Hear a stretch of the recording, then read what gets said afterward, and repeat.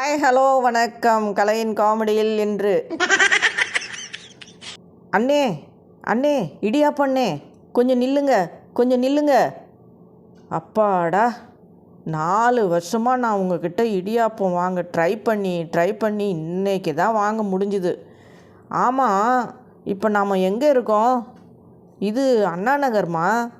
ஐயோ, நான் தாம்பரம்ல. உங்களை துரத்தி இவ்வளோ தூரம் வந்துட்டேனா? இப்போ தான் எக்ஸாம் டைமில் ஒரு வீட்டில் பையனும் அப்பாவும், டேய் இன்றைக்கி எக்ஸாம் எப்படிடா எழுதுனேன்? எனக்கு தெரியாத கொஸ்டினாக கேட்டிருந்தாங்கப்பா. டேய் அப்புறம் எப்படிடா எழுதுனேன்? அவங்களுக்கு தெரியாத ஆன்சராக நான் எழுதிட்டு வந்துட்டேன்ல. ஒரு வீட்டில் மாமியார மருமகளும், அத்தை என்ன சாப்பிட்றீங்க?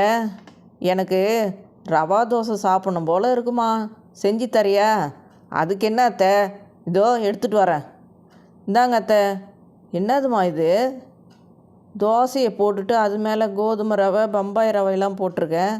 அத்தை, முட்டை தோசைன்னா தோசையை ஊற்றி முட்டையை போடுறோம்ல, வெங்காய தோசைன்னா தோசையை ஊற்றிட்டு வெங்காயம் போடுறோம். அந்த மாதிரி ரவா தோசை ரவையை மேலே போட்டிருக்கேன்.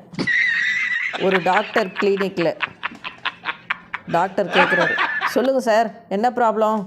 டாக்டர், எனக்கு என்ன தூக்கம் வரலையா? இல்லை டாக்டர். தூங்கும்போது என்ன நடக்கிறீங்களா?